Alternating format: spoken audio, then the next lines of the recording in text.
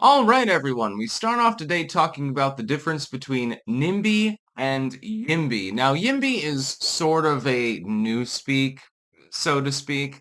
It means yes in my backyard, as opposed to NIMBY, which means not in my backyard.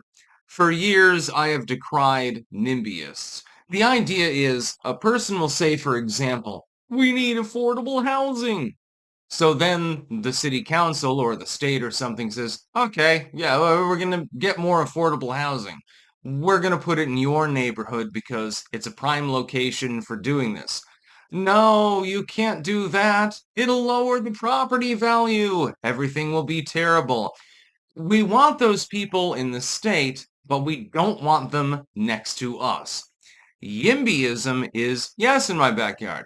Yeah, we want those people in this area, and go ahead, put it in our backyard. Now, this is mostly related to housing, specifically affordable housing. Some of it is migrant related, illegals, things like that. Some of it's related to people who are simply, they just don't have high income. And so there are people that say, yeah, you can put that in my backyard. That's perfectly fine. I don't have a problem with it. And I have more respect for the YIMBY side of the left than the NIMBYist old school NPR cup wielding liberals. Much more respect. At the very least, I do not approve, for example, of making mass housing. I think it's much better to simply prevent the population from exploding by preventing illegal immigration. I do not approve of many of the proposals that they have in mind, but at the very least, they are willing to take the fallout from the programs that they are fronting.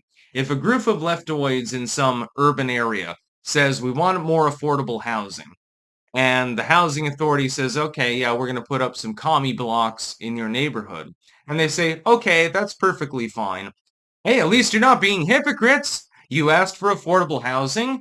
They decided to put it in your backyard, and you said yes to it. Well, you're not hypocrites. I mean, that's an improvement. It is leftoidism, and it is a left-wing movement. I do not agree with the housing projects that are being put up. The idea of transforming U.S. cities into old-school Euro-style cities would be so cost-prohibitive, for example, that there's no real way to do it. But at the very least, these people are not rejecting the people that they say they want to be in that particular community. Drug addicts, the homeless, derelicts, illegals, and so forth. Hey, if you have no problem with those people being in your neighborhood, at the very least, you're not being like the NPR liberals who will vote in favor of politicians that want these things, but then they don't want it in their communities. Same with green energy. I want more solar fields, which is a retarded idea, but whatever. The NIMBYist will say, I want a solar field, but I don't want it near me. I want windmills, but I don't want to have to see them. The YIMBYist will say, yeah, fucking go ahead, put them in our neighborhood. That's perfectly fine. Put a windmill on top of my apartment building, and that's perfectly fine. So the YIMBYist is superior to the NIMBYist. The NIMBYist is the lowest of the low. The NIMBYist is the person that says they want the addiction rehab treatment center, but they do not want it in their own neighborhood. The YIMBYist says, yeah, bring the drug dealers over here. That's perfectly fine. I do not care. It's a tale of two cities fallacy sort of situation because, of course, there are other alternatives that you can explore. But generally speaking on these issues, at the very least, a person who is willing to vote for something and then accept it in their backyard, a nuclear plant, solar field, windmills, migrant housing, addiction treatment, whatever the hell it happens to be, attended with all the potential problems that come with it, I can actually respect these individuals. And this is the far left, by the way. I've got to give them respect. The NIMBYists tend to be the stuffy, sweater-wearing Carter liberals. That's basically what they tend to be. They've got theirs. They don't care about paying a little bit more taxes to try to, make sure that, starving orphans get bread. but and basic bitch pod housing or something like that, like the Klaus Schwab, you shall live in the pod. They don't care about paying a little bit more to provide that for the lesser, but they don't want the lesser around them. Oh my God, they rubbed up against my suit. Now it's contaminated. We've had this problem for a very fucking long time. The leftoids tend to be lurching off towards YIMBYism, which is that they're saying, yeah, no, we want public works of various kinds. Go ahead and put them in our neighborhood. I do not agree with the construction of many of the things that they want. For example, there shouldn't be any solar fields. Solar should be decentralized and only on public dwellings. Windmills in much of the country are inefficient and don't really make sense. They also use Chinese aluminum. Nuclear plants can melt down, although they're much safer nowadays, so that's not really a concern.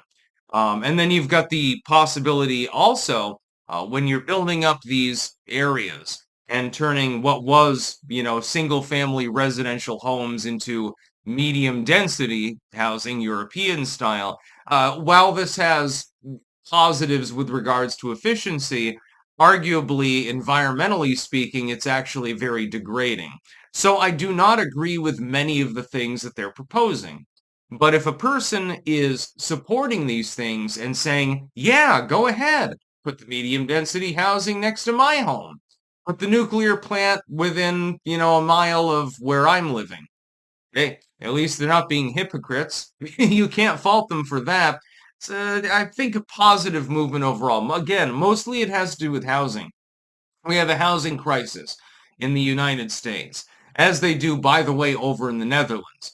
And this is a tie-in. In the Netherlands, do you remember the tractor protests and all of the farmers that were up in arms as a result of the Dutch government? This is the reason why that moron is now, I think, head of the EU or something instead of Prime Minister of the Netherlands. I can't even remember his name because he's so forgettable. By the way, he's also an asexual, which is hysterical. The fact is that they were trying to confiscate farmland not to create green zones. They were trying to create housing. Everyone knows this. I deduced this when the proposal was first made. I was living in the Netherlands at the time, and it was quite obvious what was going on. This is what they're doing in the United States. They're trying to compact people into cities more and more, and then they'll have they won't actually have green zones. They don't want you to have nature. They don't want you to have wilderness. What they want is to farm the rest of it and increase productivity because it brings in more taxes. That's literally the only thing that they want to do. But at least the YIMBYists are well-intentioned. They're saying, yeah, I mean, we need more addiction treatment. I don't care if you put it in my neighborhood. We need more medium density housing. It's okay if it's around me. That's perfectly fine. We're Europeanizing the Americas. I disagree with the basic concept completely, but I have much more respect for people that don't mind if those developments are in their own backyard because they're going to suck as opposed to people who, again, they have the sweater and the NPR mug and shit like that and think that they're changing the world by turning their thermostat down 2 degrees like Jimmy Carter did. Uh, Quite literally. I have more respect for the YIMBYists than for the NIMBYists because they're the sort of people that will tell you we need more housing, but don't put it anywhere near me. And so the YIMBYists, I think, take the field on this particular issue. I don't agree with either of them. I don't agree with the housing initiatives themselves, but at the very least, hypocrisy is not something that I can levy against them. That's about all. Peace out.